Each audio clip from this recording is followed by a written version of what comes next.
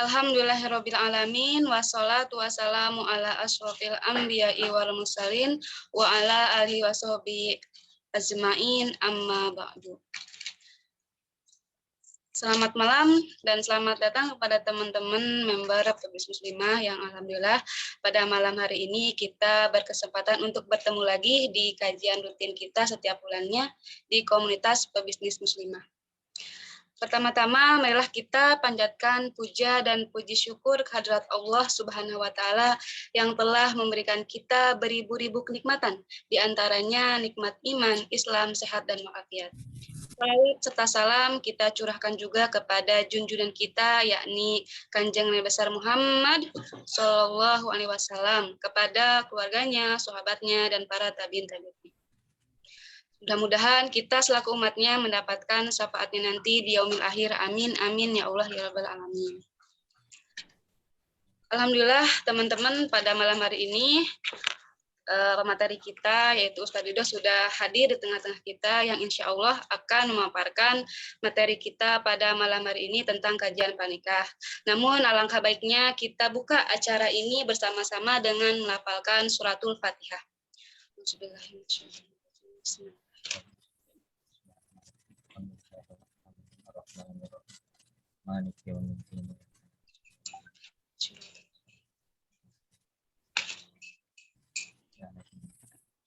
Alhamdulillah kita sudah membuka acara ini dengan melatunkan suratul Fatihah. Mudah-mudahan acara kita pada malam hari ini diberkahi dan dirahmati oleh Allah Subhanahu wa Ta'ala.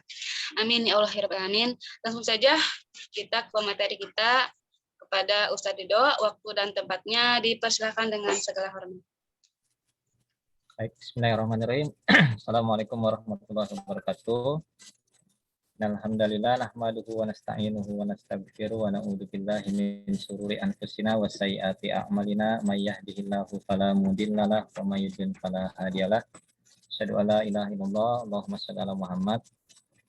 Baik, teman-teman yang berbahagia, insyaallah pada kesempatan malam hari ini kita akan coba sama-sama mengkaji dan berdiskusi tentang satu topik ya dalam rangka mempersiapkan bahtera rumah tangga atau pernikahan ya, insya Allah nanti juga akan dilalui oleh semuanya ya, baik teman-teman yang sudah menikah mungkin sedang menjalankan atau bisa sambil dilakukan ya, trial and error maupun sambil berusaha memperbaiki diri.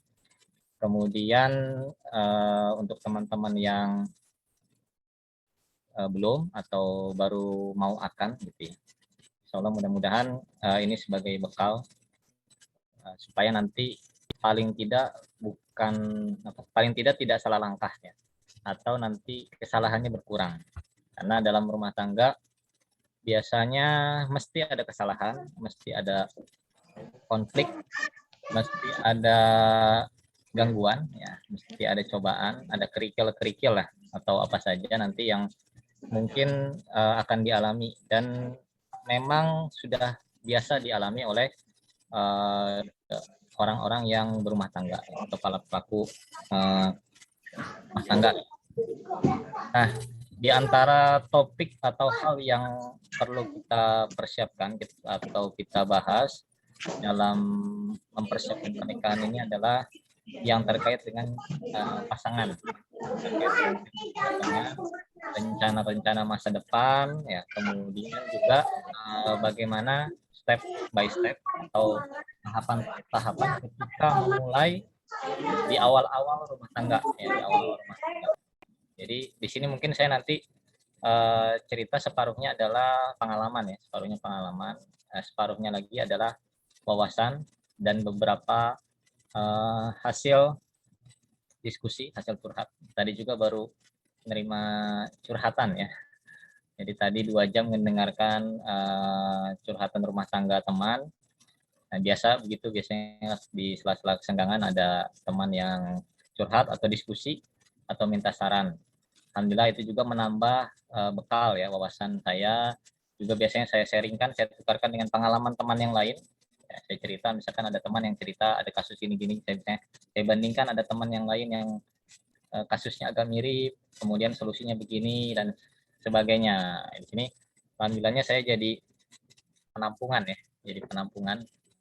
Jadi meskipun mirip-mirip tempat sampah gitu ya, ada masalah orang dilemparin, tapi alhamdulillah bisa didaur ulang dalam pengertian positif. Jadi alhamdulillah itu jadi pengalaman juga untuk saya pribadi dan bisa jadi inspirasi untuk teman yang lain atau buat rekan-rekan yang lain ketika ada masalah saya bilang oh udah pernah ada yang masalahnya begini dan selesainya begini gitu. Jadi termasuk tadi juga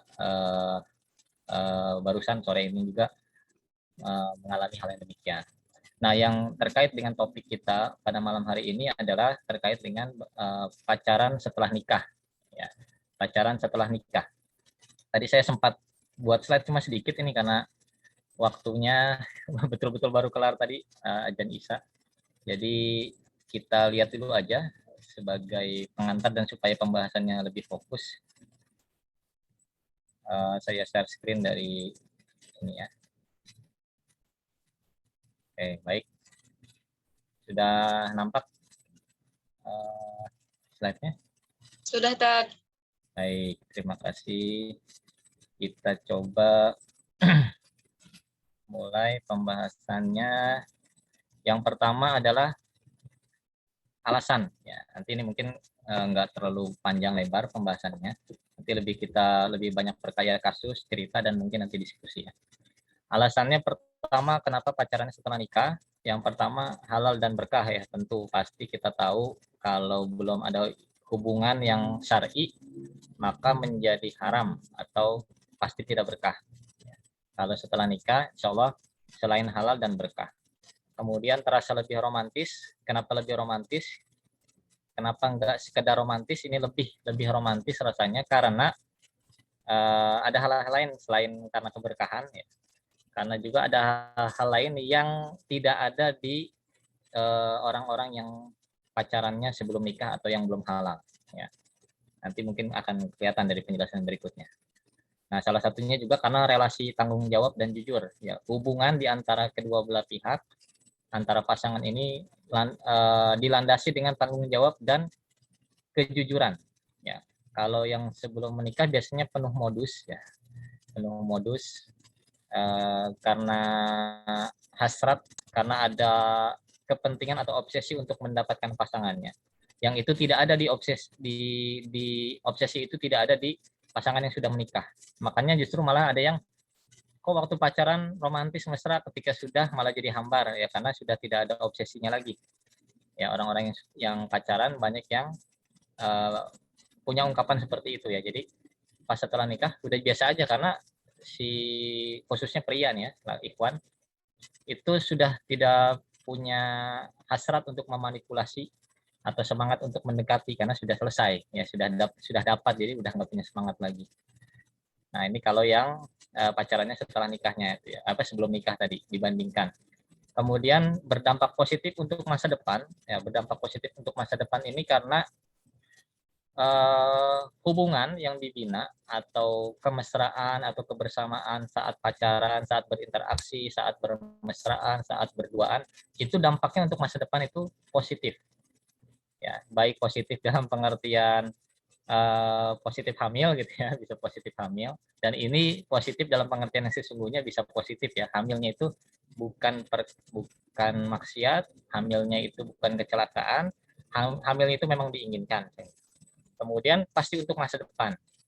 Kemudian juga kalau sudah mesra, sudah bersama-sama, saling berbagi, saling, mohon maaf agak vulgar, misalnya saling bercumbu, berpelukan, bergandengan tangan, dan sejenisnya, itu dampaknya ya untuk pertemuan selanjutnya, untuk kehidupan hari-hari berikutnya itu ya jadi untuk mereka berdua, untuk dinikmati bersama dan semakin kuat, semakin solid. Yang berikutnya cenderung tanpa konflik. Ya, ini maksudnya untuk pacarannya ya, pacarannya cenderung tanpa konflik, bukan rumah tangganya nggak ada konflik. Kalau rumah tangga insya Allah pasti ada konflik gitu ya.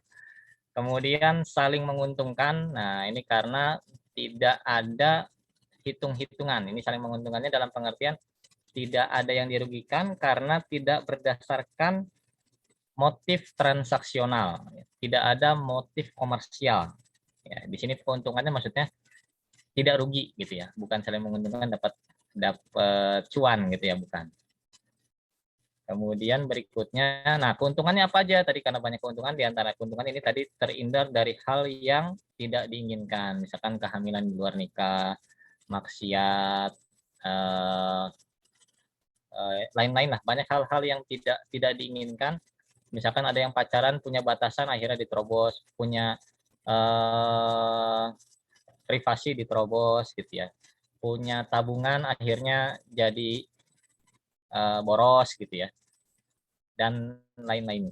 Ya, kemudian keuntungan lagi bahagia dan mesra ya, ketika bersama itu muncul kebahagiaan ya, ketika bercengkrama ya, bersama berduaan bersama pasangan itu otomatis muncul bahagia tanpa was-was ya, bedanya dengan yang tidak halal itu cenderung was-was, cenderung waspada ya, cenderung malu ya, bagi yang masih punya urat malu gitu ya.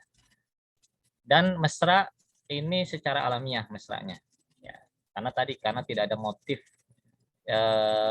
yang motif menginginkan sesuatu, tidak ada ya. Meskipun nanti ada beberapa kasus misalkan istri ingin minta dibelikan sesuatu kemudian tambah mesra gitu ya, atau suami tiba-tiba tambah mesra karena ada menginginkan sesuatu, itu beda lagi ya kasusnya, dan itu hanya percikan-percikan di rumah tangga. Tapi secara umum pacarannya suami istri itu lebih mesra, bahagia dan mesra gitu. Kemudian menikmati rasa berkasih sayang. Ya, ini rasa berkasih sayang dengan nikmat yang sesungguhnya karena dijalani sehari penuh. Ya, sehari penuh 24 jam per 7 per 30 gitu ya. Dalam seharian, karena pacarannya berlanjut dengan kebersamaan, beda dengan yang pacaran yang tidak serumah ya, pacaran yang hubungannya temporer atau parsial ya, yang tidak halal kan seperti itu. Kalau yang halal yang berumah tangga, yang satu rumah yang berkeluarga, bercumbu dia di malam hari, lanjut dia bersama sholat di pagi hari, kemudian sarapan bersama dan seterusnya. Jadi itu nikmatnya berkasih sayang. Cenderung saling menguatkan. Oh, ini ada yang salah. Cenderung saling menguatkan karena saling mensupport ya, tidak merugikan salah satu pihak ya. Setiap tindakannya cenderung saling menguatkan. Beda dengan yang pacaran tidak halal, itu ada sebagian yang menjaga diri misalkan ya, menjaga batasan. Ya, misalkan laki-laki dengan perempuan, laki-lakinya mencari keuntungan, ikhwannya, akhwatnya atau perempuan si pihak ceweknya menjaga diri supaya nggak kebobolan gitu ya biasanya. Atau sebaliknya bisa juga, banyak kasus-kasus yang tidak seimbang hubungannya ya, yang satu cenderung agresif, yang satu cenderung protektif gitu. Itu kalau tidak halal ya, kalau tidak di dalam sebuah pernikahan. Kalau dalam pernikahan cenderung saling menguatkan, saling support. Kemudian yang berikutnya keinginan kuat untuk mempertahankan hubungan. Nah, karena dianggapnya ini yang terakhir ya, destinasi terakhir sebagai nikah yang terakhir gitu ya. Khususnya buat akhwat ya, yang karena nggak mungkin nikah lagi kalau ketika sudah menikah. Jadi mengharapkan ini yang terakhir, pasangan terakhir. Kalau ikhwan masih punya peluang secara syar'i untuk membina hubungan lagi. Tapi kalau akhwat tidak ada peluang itu. Makanya ketika bertindak, ketika bersama-sama, ketika berhubungan itu cenderung mempertahankan. Ya. Jadi selain kemesraan di dalam, kebahagia dan mesra dalam jangka pendek yang sifatnya cenderung temporer tapi berkesinambungan terus-menerus. Kemudian juga cenderung dipertahankan ya, dan diperkuat, saling menguatkan terus sampai akhir hayat. Ya, insya Allah mudah-mudahan dengan begitu hubungan itu jadi awet ya, bisa mesra sampai tua gitu ya, biasanya bisa mesra sampai tua. Dan ini yang menikmati pacaran sampai tua ini ya alhamdulillah nih, beruntung banget ya, insya Allah kayak gini berkah ya, karena ada yang pacarannya cuma sampai bulan madu, ada juga sudah dapat pacaran halal cuma sampai bulan madu ya, biasanya setelah bulan keempat atau setelah cutinya habis, misalnya cuti bulan madunya habis, udah enggak pacaran lagi, ada yang begitu soalnya. Jadi meskipun dapat yang halal tapi ada yang berhenti gitu ya pacarannya. Kemudian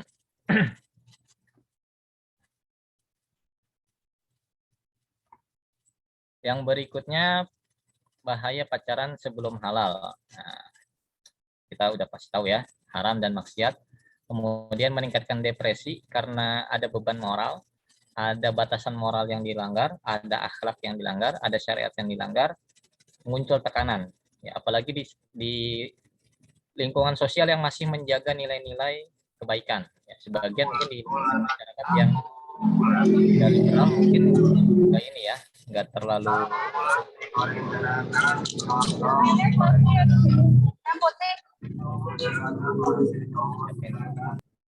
Oke.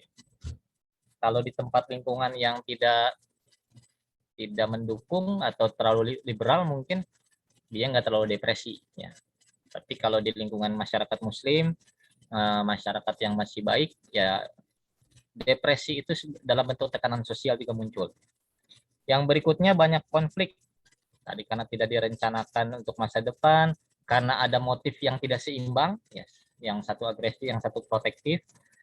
Kemudian karena ada ketidakjujuran, nah, kemudian ada yang ingin mempertahankan, tapi ada yang tidak ingin mempertahankan, ada yang cuma untuk having fun bahasanya, atau istilah sekarang friend with benefit, ya, ada istilah gitu ya, anak-anak sekarang yang menyebutnya gitu. Jadi cenderung banyak konflik di pacarannya ya, di hubungan relasi ketika berduanya itu. Ya. Ditambah lagi nanti ada yang bagian terakhir itu menimbulkan banyak masalah di luar hubungannya, ada masalah juga di luar hubungan. Ya. Di luar hubungan misalkan masalah keuangan ya, atau masalah dia dengan keluarga ya, dengan orang tuanya jadi bermasalah, dengan teman-temannya, masalah kuliahnya jadi terganggu, misalkan dunia kerjaan jadi terganggu. Nah, kemudian yang terakhir yang terbalik ya tadi ya, dengan yang keempat kehilangan sosialisasi karena habis waktu berdua, baik itu berduanya melalui gadget ya, teleponan, chattingan berdua, sehingga tidak bersosialisasi dengan yang lain ya, cenderung jadi introvert secara mendadak gitu ya. Ataupun ketika berjalan berdua, misalkan pacaran kemana, dia pasti tidak ada teman ya. Di sebagian kelompok, di teman-teman sebagian grup musik ya, saya dapat dari teman-teman yang dulunya musisi, katanya pacaran itu pantangan atau musuh dari pergaulan. Karena apa? Kalau orang udah pacaran biasanya jadi nggak nongkrong di studio katanya, jadi nggak bisa ngeband bareng, atau yang biasa nongkrong di futsal katanya, kalau udah pacaran mah susah, dia mah udah nggak main, nggak olahraga lagi, olahraganya lain dan sejenisnya seperti itu ya. Jadi itu hal-hal yang jadi pengantar kita untuk memahami bahwa pacaran setelah nikah itu menjadi menjadi menarik atau lebih utama untuk dilakukan. Sementara pacaran yang dilakukan secara tidak halal atau di luar pernikahan itu tidak direkomendasikan, gitu ya. Tentu saja haram, tetap haram. Itu sebagai pengantar, mungkin agak singkat, nanti bisa dielaborasi. Saya mungkin butuh butuh pancingan pertanyaan atau diskusi, karena tadi habis terima curhatan dan habis ngerjain beberapa tugas, jadi masih ngebul, harus dikasih cerita dulu nih dari yang lain. Itu aja mungkin, atau mungkin bisa tektokan dengan Teh Roka. Saya kembalikan ke Teh Roka, mangga. Oke. Baik teman-teman, ada yang mau ditanyakan, silahkan ditanyakan. Kita sharing-sharing di sini. Ambil minum dulu ya. Iya, Tad. Boleh langsung diangkat itu raise hand bagi teman-teman yang ingin bertanya. Kalau mau di chat boleh, mau langsung juga boleh.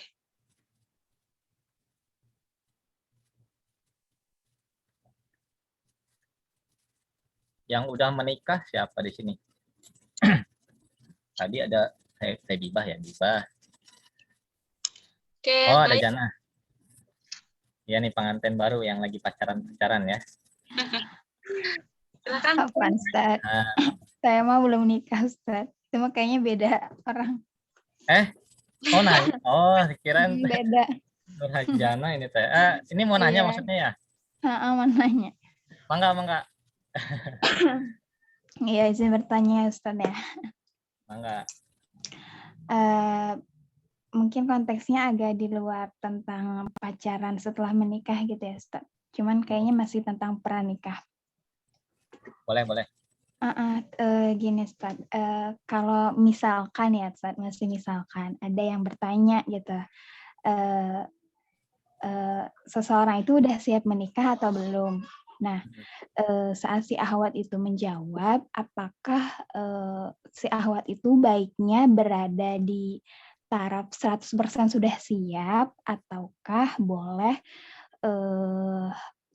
ataukah boleh di bawah 100% gitu, Ustaz? Maksudnya dalam arti Yang kata, nanya Ikhwan nanya ke Akhwat ya? gitu, Ustaz.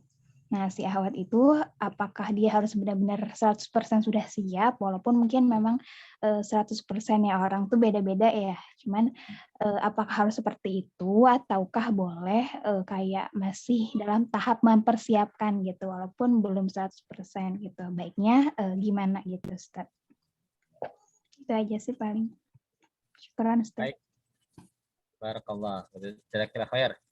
Langsung ditanggapin aja ya. Oke. Bismillah. Terima kasih atas pertanyaan dan partisipasinya. Terkait dengan pertanyaan kesiapan ya. Kalau ini perspektif saya ya, dari saya memandang bahwa tidak ada persiapan yang 100%.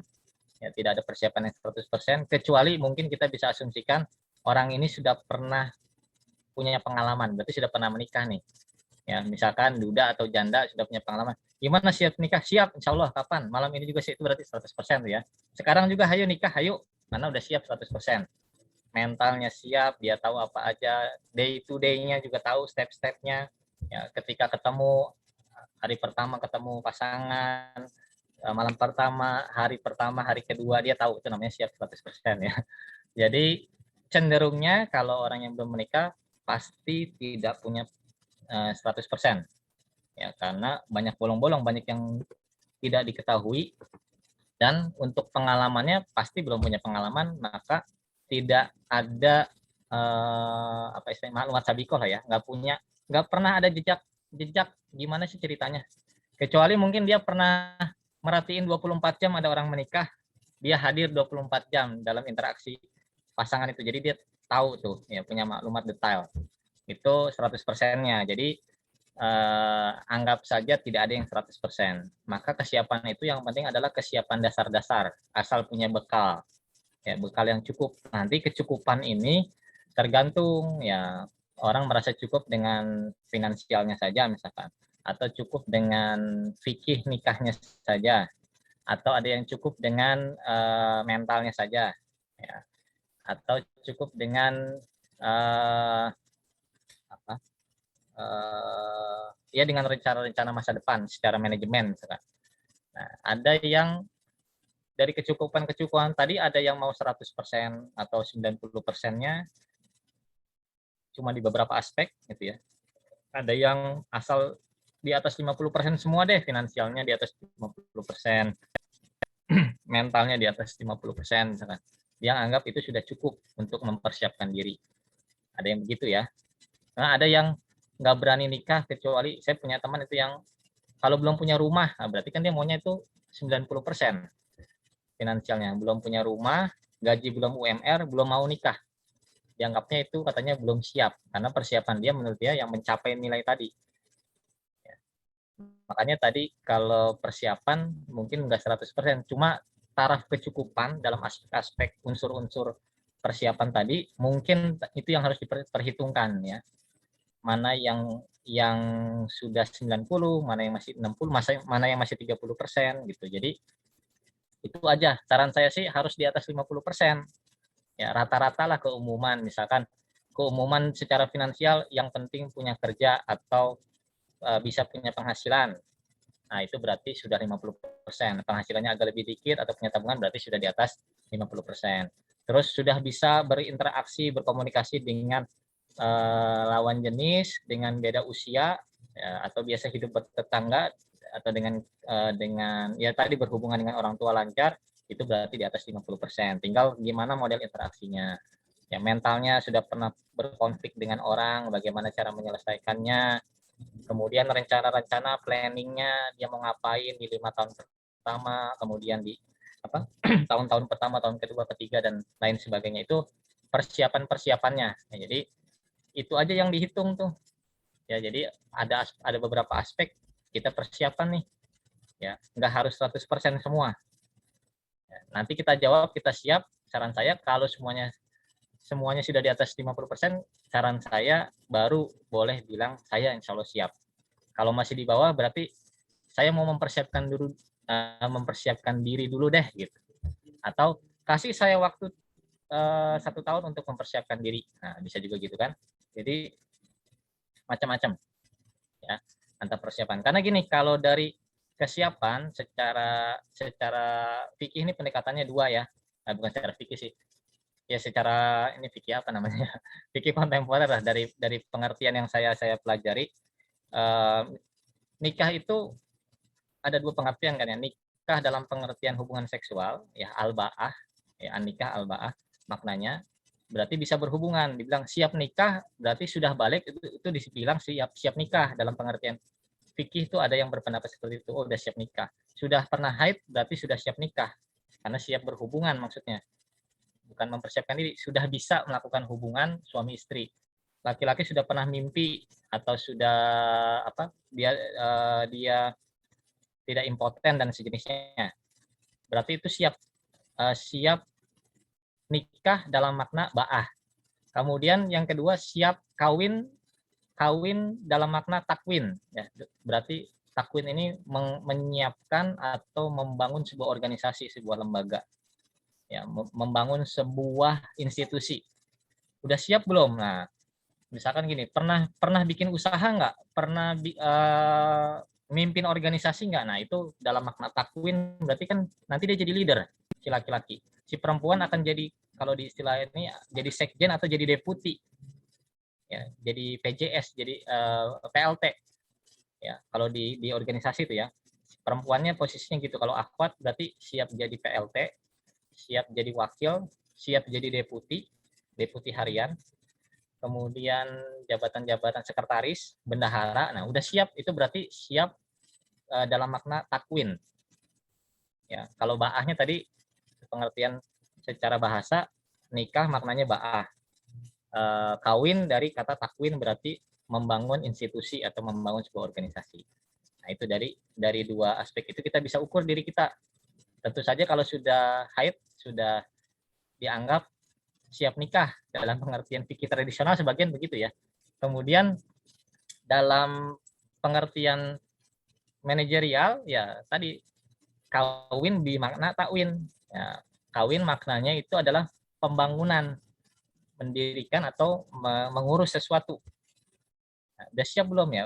Ya siapnya tadi sudah pernah berorganisasi, bersosialisasi, interaksi, ada konflik, memimpin.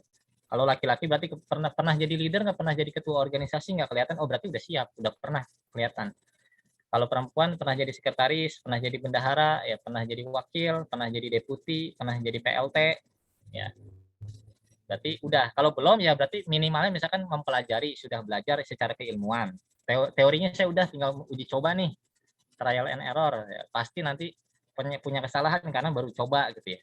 Dan setiap manusia wajar punya kesalahan, makanya nanti saling memaklumi. Itu aja mungkin Teh Janah tadi ya, masalah kesiapan dan kalau saya bahasa tadi kecukupan, ya, cukup untuk bekal. Ya.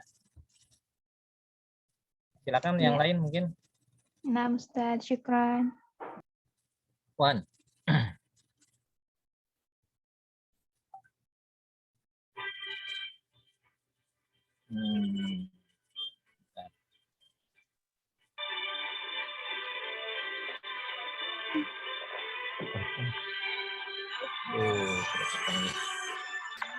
Kalau ada unek-unek dalam hati, tentang kesiapan nikah ataupun yang lainnya tentang berhubungan tentang pernikahan, silakan tanyakan saja kepada ahlinya. Alhamdulillah di sini ada.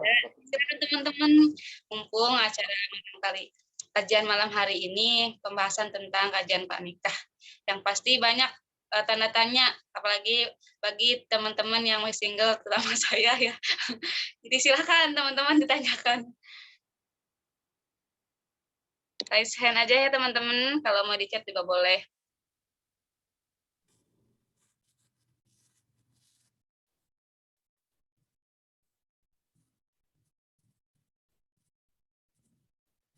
Baik, sambil menunggu mungkin sedikit saya sampaikan lagi terkait dengan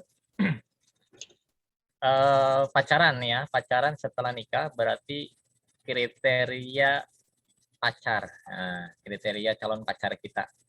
Ya, tapi tadi ya frame-nya adalah pacarannya setelah nikah atau pacaran halal berkah. Nah, kriterianya apa sih? Karena ada sebagian pernikahan yang tanpa pacaran. Jadi ada pernikahan yang tanpa pacaran. Pacaran definisinya apa di sini? Pacaran itu interaksi khusus yang berdua antara lawan jenis, dia bermesraan, berduaan, kemudian bercumbu, merayu gitu ya. Kemudian juga ya kalau sekarang misalnya kayak apa, ngedate jalan bareng, kencan dan sejenisnya. Berarti itu dari definisi itu nggak setiap pasangan begitu. Ya, artinya ada pernikahan yang tanpa pacaran. Ya. Nah, kita bahas di sini kalau kita mau setelah menikah pacaran. Ya, menikah pacaran berarti kita harus punya kriteria pacar dong ya. Punya kriteria calon pacar kita apa nih? Ya, calon pasangan kita, calon cowok kita, ikhwan kita yang imam kita. Ya, kriterianya apa nih yang selain yang tadi ya masalah kecukupan kesiapan tadi mungkin sudah ada beberapa hal yang didapat. Nah, kemudian kalau dari sisi itu kalau catatan dari saya ini kan ada model-model pernikahan. Nah, pernikahan yang bisa pacaran itu yang pertama syaratnya ada yang muda. Ya. Dan maksudnya gini, ada yang muda kalau dua-duanya sudah tua, misalkan duda sama janda punya anak gitu ya. Kan nikah juga tuh. Udah sama-sama, ya udahlah sama-sama ngerti jalan-jalan aja, yang penting ada status, ada nafkah dan sejenisnya, tapi nggak usah pacaran lagi, saling sibuk ngurus kerjaan dan anak misalkan.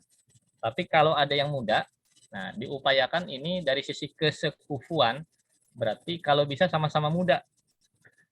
Sama-sama muda. Artinya usianya tidak terpaut jauh. Ya.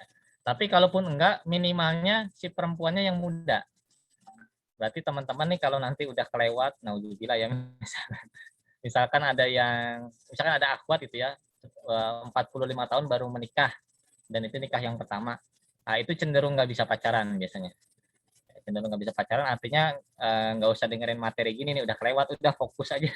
Fokus gimana bangun rumah tangga, kalau bisa bangun bisnis bareng, kemudian memperkuat, kalau bisa mengupayakan ada keturunan, bisa punya anak dan lainnya, lebih baik fokus ke situ. Ya, karena biasanya secara mental udah nggak bisa pacaran lagi. Secara psikis juga kejiwaannya enggak. Tapi kalau masih ada yang muda, maksudnya perempuannya muda, akhwatnya, atau keduanya muda, laki-laki dan perempuannya muda. Nah, ini yang bisa ya. Bisa bareng-bareng, jalan bareng, ngebaso bareng gitu ya. Bercanda bareng, lomba lari, lomba panahan, lomba sepeda, renang, naik gunung bareng, camping bareng. Nah, ini kan yang kita sebut pacaran tuh ya seperti itu jadinya. Ya, dia bisa dilakukan bersama-sama. Nah, kriterianya apa? Kriterianya bisa kalau yang dari pengalaman ya dan wawasan yang saya dapat itu bisa satu profesi karena dia bisa aktivitas bareng, bisa dinas bareng, bisa pergi keluar urusan kerjaan bersama-sama, atau satu kantor, satu profesi atau satu kantor ya, satu kantor bareng, itu bisa bareng-bareng. Kemudian yang berikutnya apa itu? Jadi blank nih. Satu bareng, punya hobi bareng.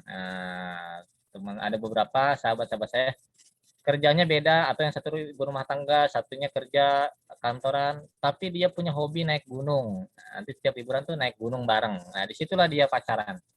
Ya. bermesraan, bercengkrama, nah, pokoknya cerita menghabiskan malam bersama dan lain-lain. Punya hobi bareng ya, hobi naik gunung kah, camping kah, atau ada yang pasangan juga tuh senang naik sepeda, liburan naik sepeda kemana, ke taman kota atau kemana naik sepeda. Hobi ngebaso bareng, kan punya punya hobi ya, hobi yang sama-sama dilakukan.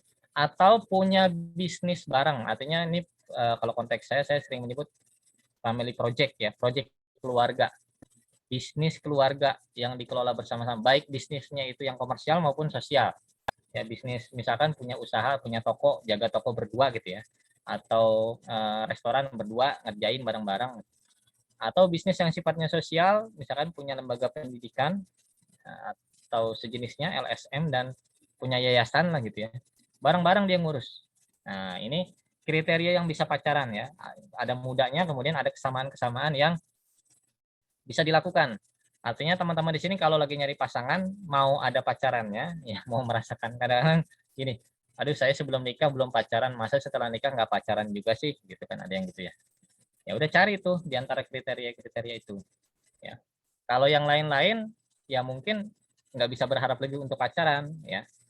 Misalkan gini contohnya, perempuannya bidan, laki-lakinya pelaut, atau tentara, terus liburnya belum tentu bareng. Nah, itu mungkin pacarannya online kalau itu ya. Saya pacaran online, tapi kalau nggak ketemu offline-nya, saya nggak bisa membayangkan sih ya. Jadi karena ya mungkin kayak pacaran ngeklaim-klaim aja ya, kayak orang temenan gitu kan, bisa chatting, teleponan, tapi sebenarnya bisa-bisa aja, cuma menurut saya kurang lengkap. Meskipun itu juga pilihan, karena nggak wajib pacaran itu ya, nggak wajib pacaran dalam konteks yang ini. Ya, semuanya bisa disiasatin ya. Karena kalaupun nanti terjadi takdirnya itu sebagai ujian, kita punya pasangan yang susah untuk ketemu, ada apa LDR kayak gitu, yang jarak jauh, ya kita nanti butuh pembahasan tersendiri ya. Ada siasat-siasat, trik-trik, cara-cara orang mempertahankan hubungan, memanfaatkan family time bersama pasangan. Tapi kalau yang pacaran yang kita bicarakan sekarang ini, yang sampai ada istilah sekarang apa? Ada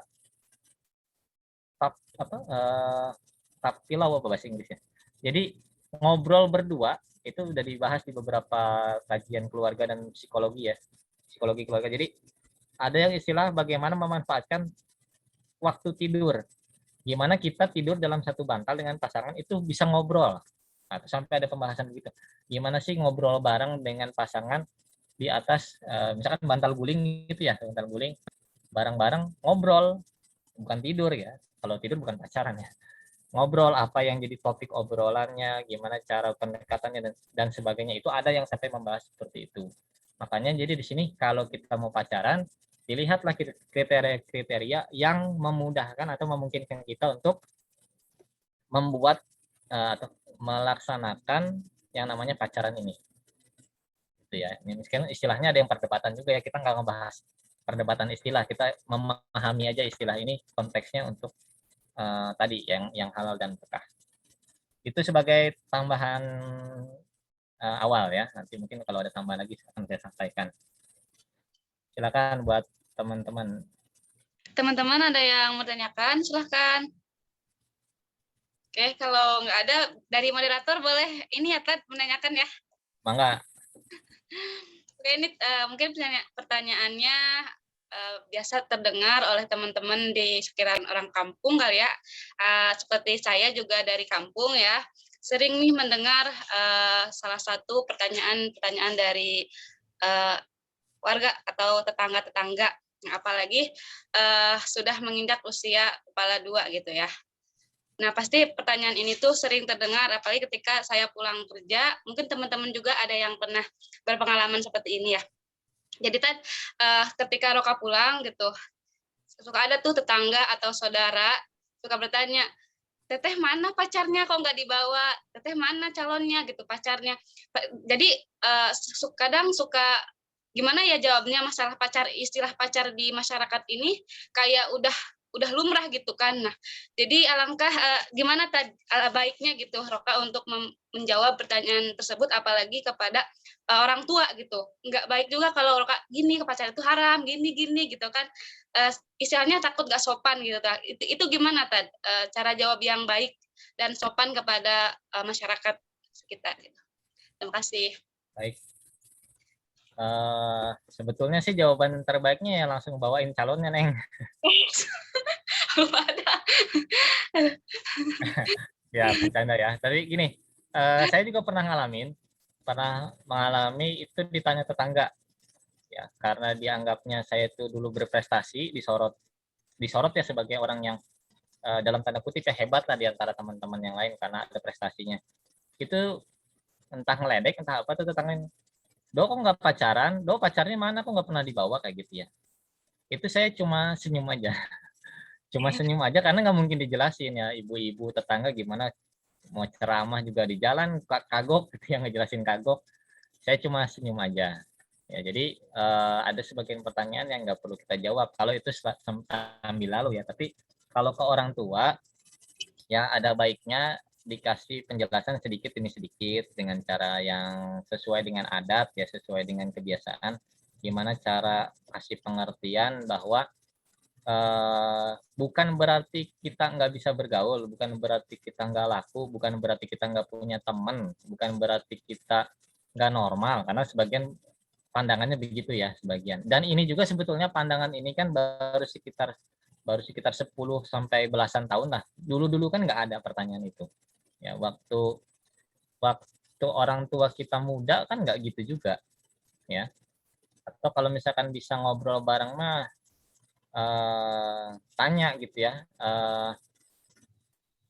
Dulu bapak sama ibu dulu pernah punya pacar nggak? Ya, kalau lagi ngobrol nih ya, lagi ngobrol keluarga, ngobrol kita tanya dulu punya pacar nggak? Ya gimana pacarannya? Artinya gini suka cerita kalau saya kan ngobrol dengan orang tua, iya dulu suka pernah dikirimin surat, ada fotonya, kemudian pernah tiba-tiba ada yang ngirimin kue, tiba-tiba kayak gitu kan. Nah, cuma orang dulu itu kebanyakan sembunyi-sembunyi dan dipahami bahwa memang nggak boleh melanggar kebiasaan. Sayangnya orang tua kita sebagian besar yang saya ketemu itu menganggap karena budaya dan adat sudah berubah maka harusnya berubah semua. Ya, maka orang-orang sekarang ketika bisa menggandeng atau mengajak lawan jenisnya ke rumah atau nongkrong bareng ke bioskop bareng, maka semuanya harus seperti itu. Gitu. Dan kita harus terima dan kuat mental ketika kita dianggap ketinggalan zaman lah, kampungan lah, nggak bergaul lah. Dari sisi itu kita nggak boleh baper ya, nggak boleh, karena kita menganggap ya memang tuduhannya tidak kena gitu ya, bukan karena nggak laku, bukan. Apalagi kayak saya dulu ya, ini mohon maaf kita konteks laki-laki dan pergaulan ketika itu saya bilang bukan nggak laku kalau mau pacaran bisa aja gitu ya, kalau mau ngegodain perempuan bisa gitu ya, kalau mau ngegebet perempuan bisa, tapi nggak mau ke arah sana gitu. Mau kalau dulu bahasanya mau kerja aja mau fokus kuliah, mau fokus kerja, nanti biar bisa buru-buru nikah. Nah, kalau saya ngarahin ke arah situ, makanya ketika saya nikah muda waktu itu nggak semuanya kaget ya. Sebagian orang tuh udah tahu oh dia memang pengen nikah dari dulu, makanya nggak pacaran dia mau pengen nikah. Jadi orang-orang bawa pacar jalan gitu ya, malam minggu ada yang ngejemput atau datang pasangannya yang lawan jenisnya gitu. Saya nggak pernah, tapi tiba-tiba saya kasih undangan ya di ketika teman-teman yang lain masih kuliah kan waktu itu juga semester semester 6 orang-orang lagi senang-senangnya main, ada yang apa jalan sama pacarnya, tiba-tiba saya kasih kabar udah nikah, terus saya jalan bareng istri gitu. Nah jadi ya cuma beberapa tahun kita bersabar mendengar perkataan orang-orang yang ngolok-ngolok lah, yang sebagian membuli atau ada yang mempertanyakan status kenormalan kita, apa nggak suka lawan jenis, apa nggak bisa dekat atau gimana gitu. Itu cuma setahun 2 tahun, paling lama mungkin 4 tahun 5 tahun ya. Setelah itu kan bisa, makanya yang penting adalah perencanaan gitu ya. Teman-teman yang nggak punya rencana biasanya ya di luar takdir ya, kalau tiba-tiba ada yang lamar kan berarti kan di luar perencanaan.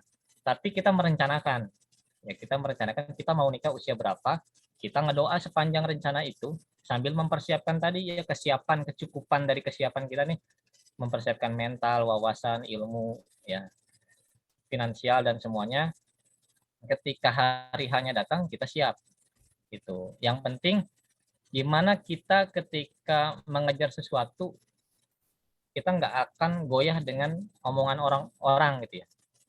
Misalkan saya pengen kuliah sampai S3 contoh. Orang ngomong, kok nggak kerja sih, kok nggak nikah? Saya pengen kuliah, makanya saya kejar cita-cita saya pengen kuliah. Atau ada orang yang pengen kerja, kok nggak kuliah sih, saya pengennya kerja. Kan nggak kita dengerin tuh kata-kata orang, karena kita punya planning dalam hidup kita, kita rencanakan. Saya mau usia sekian, mau ngapain, terus tahun sekian saya mau ngapain, rencana-rencana, ya meskipun nggak selalu rencana itu terwujud, tapi kita punya rencana yang kita kejar, sehingga kita tidak terlalu mendengarkan kata-kata orang. Jadi catatannya jangan baper, kemudian jangan terlalu didengerin. Kalau nggak bisa dijawab cukup disenyumin. Kalau memang orang tua bisa diajak ngobrol, ajak ngobrol ya, ajak ngobrol. Ajak ngobrol dengan santai. Malam minggu kalau saya dulu malam mingguan ngobrol di meja makan. Ngobrol-ngobrol, kalau misalnya nyerempet-nyerempet kayak dulu ngomongin pacaran, alhamdulillah kan ngaji semua kalau di keluarga saya. Itu ya lempar ini aja, lempar isu. Kalau nikah muda gimana ya? Nah, gitu. Orang tua dulu juga kan nikah muda. Makanya perlu diingatkan tuh memori-memori dulu tuh orang tuh masih dekat dengan syariat. Makin ke sini budayanya makin jauh dari syariat. Nah, kita perlu mengingatkan memori-memori itu. Ya. Kok nanyain kenapa anaknya nggak punya pacar dulu aja, orang tua kita nggak pacaran gitu.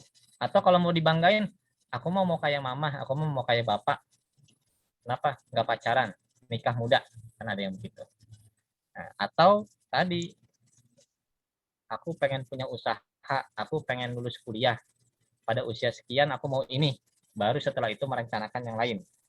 Nah, gitu. Jadi orang yang sudah punya perencanaan atau siap dengan jawaban tentu nggak akan goyah dan nggak akan panik ya ketika ditergap dengan pertanyaan.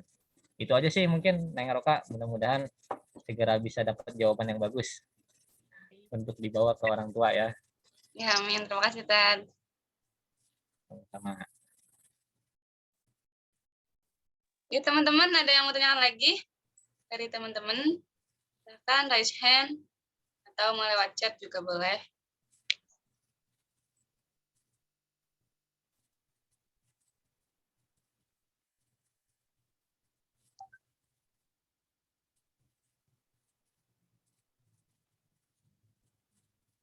Yuk,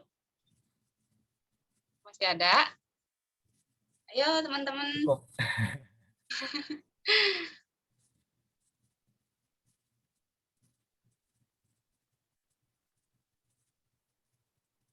Gimana nih, teman-teman?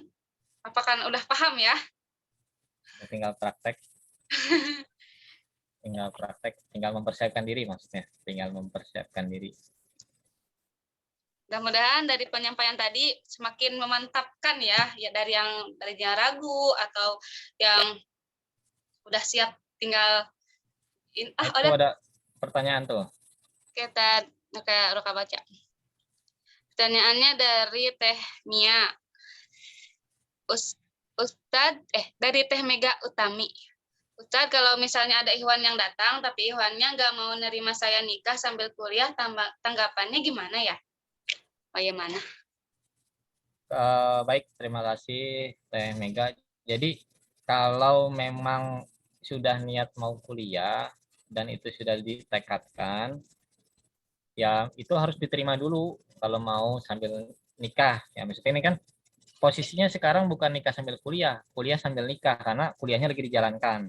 Kemudian ada agenda baru nikah, berarti nikahnya sambil kuliah. Itu karena aslinya kita lagi kuliah. Atau kalau kalau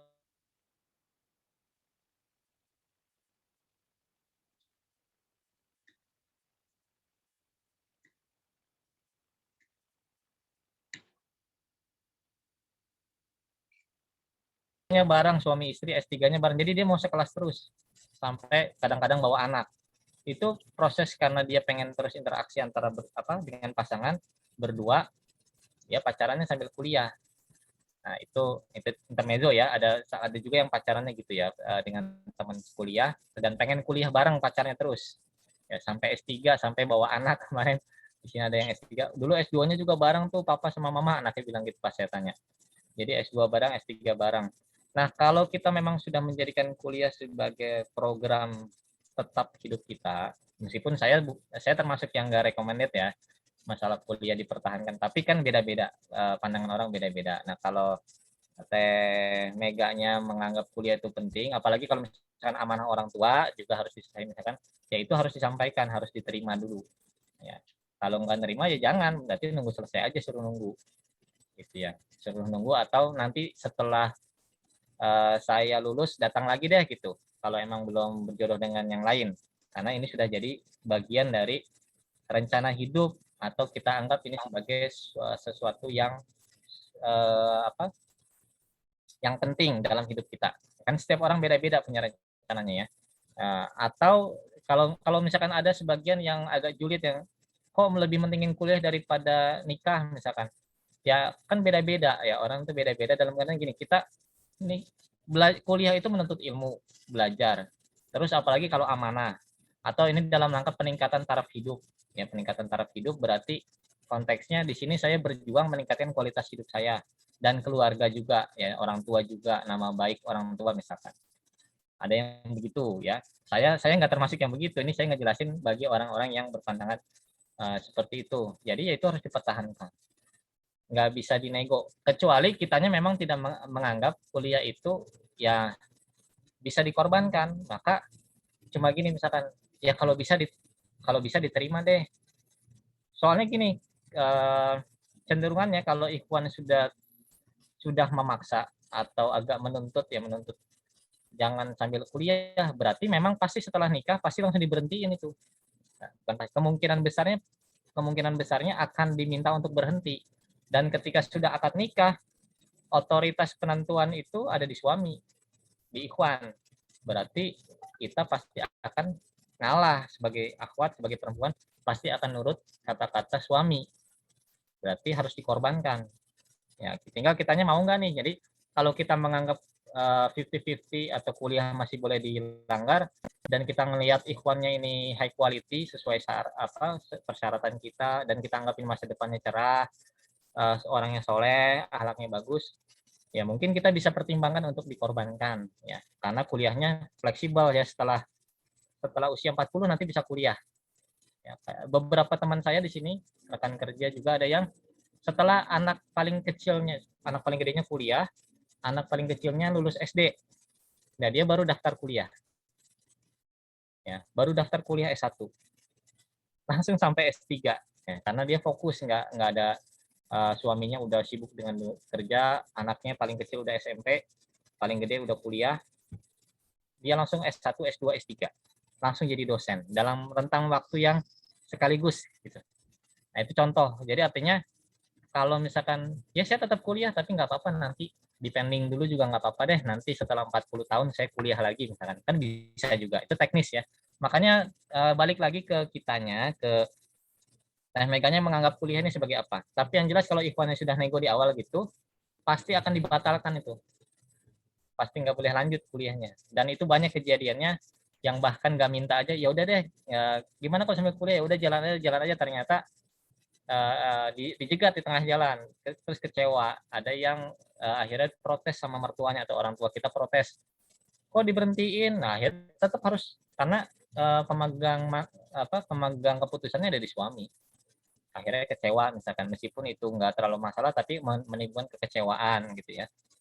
Ini masih mending nih di awal sudah jujur nego ya, bahwa dia menginginkan, si Iwan itu pengennya kamu nggak kuliah, berarti dia udah jujur di depan. Ya, tinggal kitanya mau nerima nggak nih tawarannya. Nah, karena nikah itu tadi ya, nikah bimakna ba'ah, kawin bimakna takwin. Dalam pengertian kita pengen membangun sesuatu, kalau sudah perencanaannya bentrok itu susah. Ya, Saya dengan ini sebagai ini aja refleksi ya. Saya dalam beberapa hal sama istri bentrok juga. Meskipun dalam banyak hal sejalan, nah ketika yang bentroknya itu susah.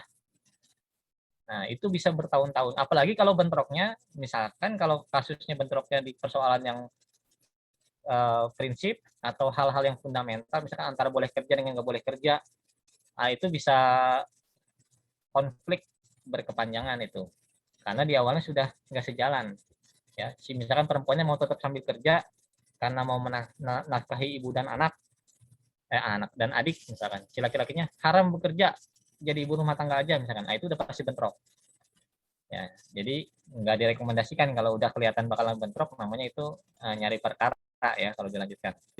Ya, terkait perbedaan fikih itu bisa dibicarakan lain, tapi kalau misalkan beda perencanaan, beda gaya hidup, beda itu namanya nggak sekufu jadinya. Ya, di antara pandangannya sudah bentrok, maka potensi konflik lebih besar. Ya, boro-boro mau pacaran ya. Jadi mendingan kalau merasa udah cocok tinggal dinego aja. Ya, biasanya perempuan bisa meluluhkan laki-laki kalau laki-lakinya sudah punya hati, sudah jatuh hati kepada perempuan, perempuan tinggal ngerayu aja. Ya, mendingan kamu kuliah bareng aku misalkan gitu ya. Daripada aku suruh berhenti, mendingan kamu sekolah sama aku daftar kuliah gitu. Atau kamu ikut kuliah biar bisa ngebonceng nganterin sampai ke kampus. Nah, itu misalkan contoh-contoh ya kalau misalkan posisinya merasa sudah cocok. Silakan dipertimbangkan dengan istikharah dan musyawarah dengan keluarga. Cukup ya. Yang lain silakan.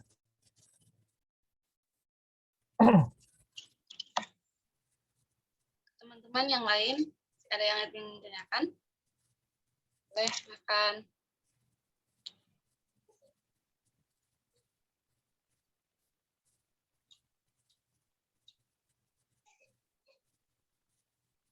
Boleh, Teh Mega silakan.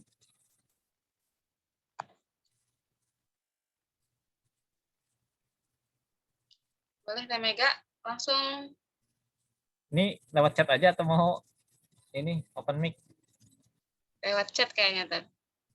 Apa Ustadz, kata orang tua saya, setelah datang orang tua saya orang tua saya belum mengizinkan untuk nikah di usia muda. Pendapat Ustadz bagaimana ya? Ya baik. Ini mudah-mudahan saya nggak salah paham nih ya kalimatnya. Setelah datang orang tua saya belum mengizinkan untuk menikah di usia muda. Kalau belum mengizinkan di usia muda, nah ini bisa berbagai macam faktor. Ya, karena pemahaman orang tua atau karena ilmunya atau karena trauma orang tua. Jadi macam-macam ya. Nah, ini yang harus kita sikapi sesuai dengan faktor-faktor penyebabnya. Oh, kalau tidak diizinkan ya sudah ya. Jadi kalau misalkan ikhwannya datang terus kata orang tua tidak diizinkan ya udah batal dulu ya. Rekomendasi saya batal dulu maksudnya nggak usah dilanjutkan karena orang tua tidak mengizinkan, kemudian ikhwannya minta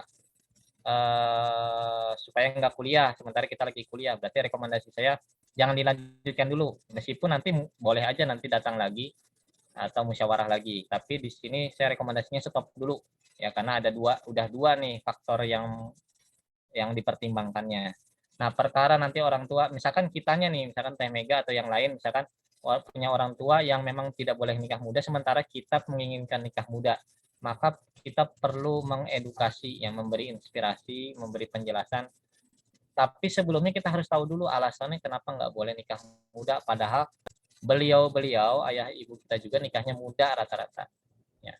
Jadi kita seolah-olah nggak boleh mengikuti jejaknya, nggak boleh mencontoh. Kenapa? Ada yang karena trauma, katanya udah susah, kamu jangan ngerasain susah kayak seperti orang tua kamu dulu nikah muda jadi susah gitu. Ada yang menganggap sekarang zaman udah berubah, sekarang mah nggak ada yang nikah muda gitu ya, nikah mah pada setelah mapan misalkan. Nah, kita bisa menyikapi setelah kita tahu faktor-faktor penyebab orang tua punya pandangan seperti itu. Jadi setelah itu sama seperti saya juga dulu kan saya usia 21 nikahnya, itu untuk ngajuin 25 aja persiapan wacana ya 2 tahun.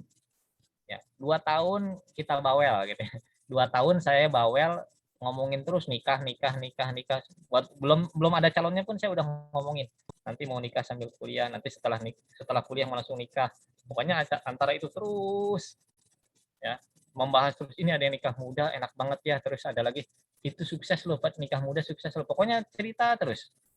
Nah, itu aja 2 tahun ya konteksnya. Makanya di sini saya memperdalami aspek manajemennya juga, karena belajar ilmu manajemen, mempraktekkan juga ya, merencanakan dengan wacana ya, merencanakan membangun opini supaya dalam rentan waktu tertentu pandangan itu berubah.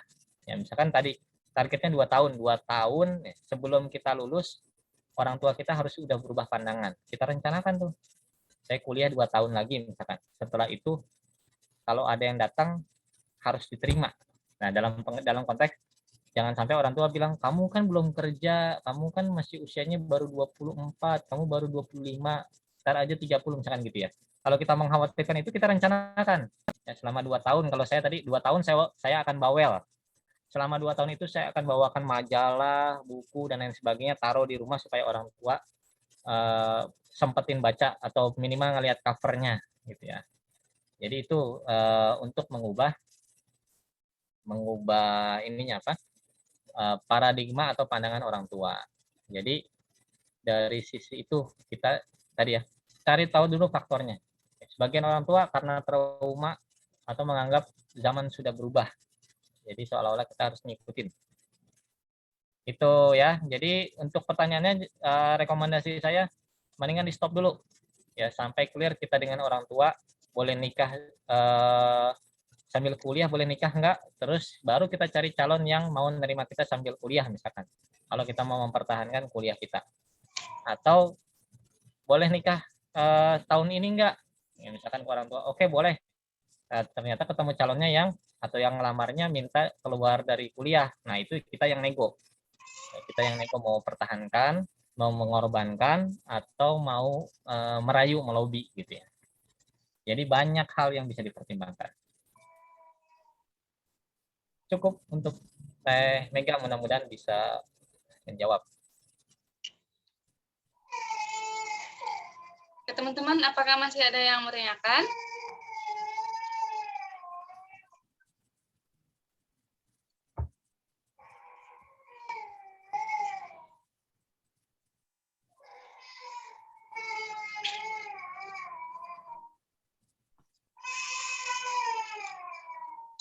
Apa itu nangis, Teng? Umar ya? Umar tadi.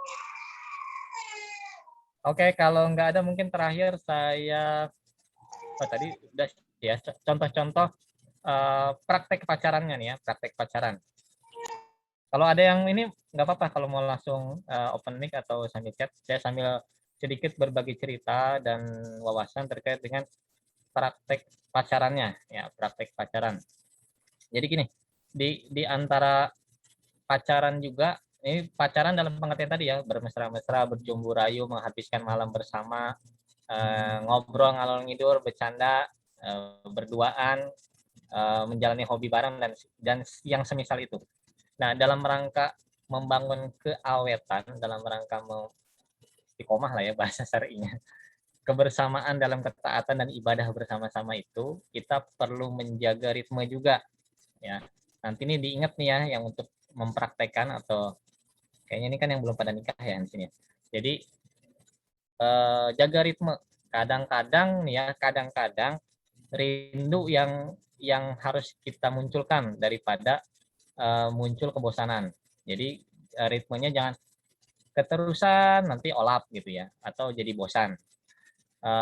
Bermesraan, kesarin itu jadi kita kadang-kadang gini menyamakan, ada yang pengennya mesra-mesraan terus, pengen sama nempel terus ya, bucin terus nempel kemana-mana duaan. Itu kadang-kadang kalau nggak satu frekuensi atau frekuensinya berbeda sedikit aja misalkan, itu kadang-kadang ada yang risih.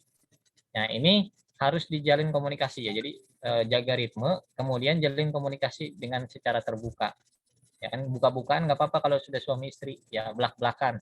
Ya cerita-cerita hal yang masih perlu atau mungkin untuk di-share atau diketahui, ya nggak apa-apa, namanya juga dengan pasangan. Ya, selama kita tahu pasangan kita baik dan kita husnuzon dulu awalnya ya. Selama kita nggak tahu kejelekannya, ya kita anggap aja pasangan kita 100% baik, kita sharing semua yang bisa kita sharing, kita bagikan. Nah, di situ nanti saling pengertian. Ya, jangan misalkan hobi makan bakso, setiap malam minggu makan bakso misalkan. Dibikinlah temponya misalkan sebulan sekali gitu ya. Terus makan baksonya yang agak jauh misalnya, itu teknik-teknik. Karena apa? Karena kita bukan pacaran yang nggak nikah. Kalau yang nggak nikah mungkin udah ribet-ribet terus ketemu, memang itu dengan syahwat yang menggebu-gebu, dengan obsesi, dengan motif-motif tertentu, dia mau aja. Tapi kita ini yang sehari-harinya bersama-sama, seringnya tidur bareng, pagi-pagi sarapan bareng, terus mau menjalani pacaran misalkan yang tadi. Nah, ini harus ada ritmenya lagi. Karena udah ketemu setiap hari, misalkan udah tidur sekamar bareng setiap hari, nah maka harus diatur intensitasnya. Kemudian suasananya juga harus diatur. Nah, ini harus diingat, ada beberapa orang yang betul-betul nggak nyaman dengan suasana sama. Ya, baru nih beberapa hari lalu ada emak-emak cerita ke saya mah kalau di rumah mesti ngubah layout katanya. Jadi kamar dan ruang tamu itu berubah mulu setiap pekan. Jadi kalau suaminya dinas aja sekali keluar kota atau nginep, pulang-pulang udah berubah. Posisi kursi berubah, gordin berubah dan lain sebagainya. Itu ada yang kayak gitu, berarti tipe orang yang nggak betah dalam suasana yang monoton. Tapi ada yang nggak apa-apa, yang penting asal bersama kamu misalnya, nggak mempermasalahkan suasana. Nah, yang jadi problem kalau nggak nyambung atau beda, ya kitanya misalnya nih pihak perempuan, nggak apa-apa deh nggak ganti suasana, tapi tiba-tiba pasangan kita orang yang mudah bosan. Nah, kita harus menyesuaikan diri. Ya, saling nego lah, berarti kita mengorbankan ego kita yang males beberes untuk hal-hal yang menurut kita nggak terlalu penting, tapi menurut pasangan kita memang harusnya sih ada nuansa yang beda gitu ya, ganti cat kamar kayak, terus ganti hiasan bunganya kayak, ganti parfumnya kayak, ganti gaunnya, kostum tidurnya, atau gamisnya harus ganti, kerudung harus ganti misalkan. Ya kita yang males ganti, ya gantilah sesuai dengan mendekati ritme, meskipun kadang-kadang nggak sama kan ya, mendekati ritme. Atau sebaliknya, kita yang senang gonta-ganti tapi disewotin atau dijulitin sama pasangan. Nah, kita harus mundurin. Ya, misalkan kita senang sebulan sekali ganti gamis atau spray. Nah, jadinya nanti misalkan dijulitin ya dimundurin, misalkan jadi 2 bulan sekali ganti ininya gitu ya. Jadi gitu, menyesuaikan dengan ritme pasangan. Ya, demikian juga untuk hobi-hobi lain, misalkan ya hobi.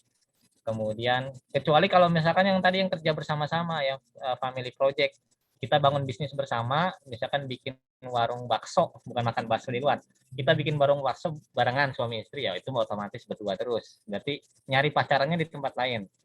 Ya, nyari pacarannya misalkan shopping kemana sebulan sekali, atau ya berapa temponya diatur sendiri.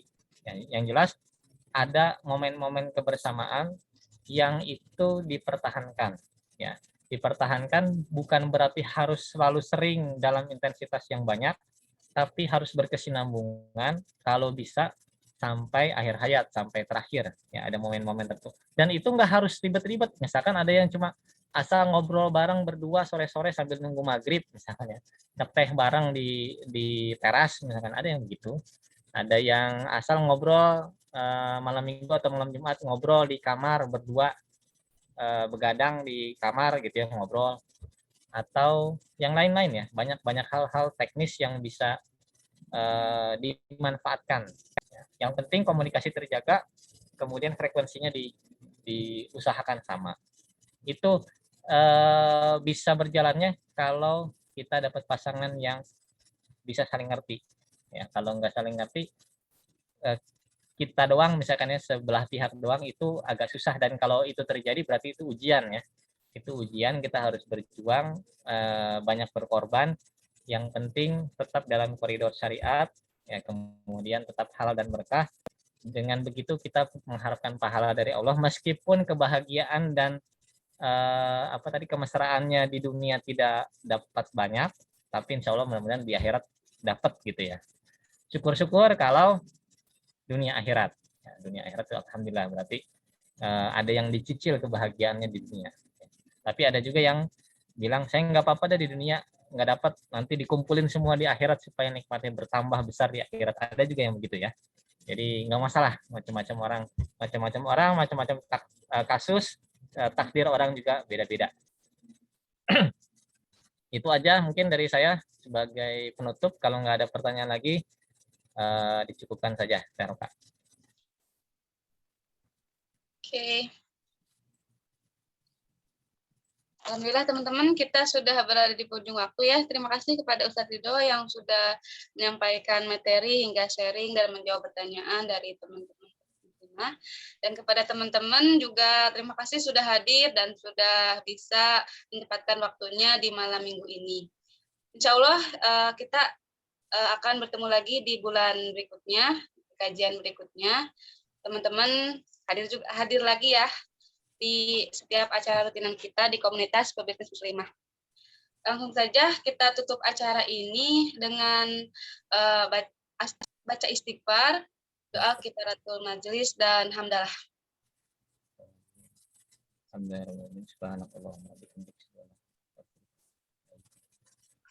Cukup sekian dari saya MC. Mohon maaf apabila ada kesalahan dan kesilapan.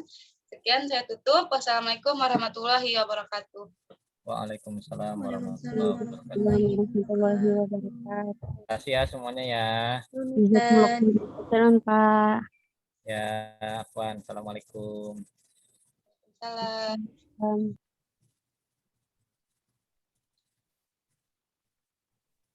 Syukur semuanya teman-teman. Terima kasih sudah hadir.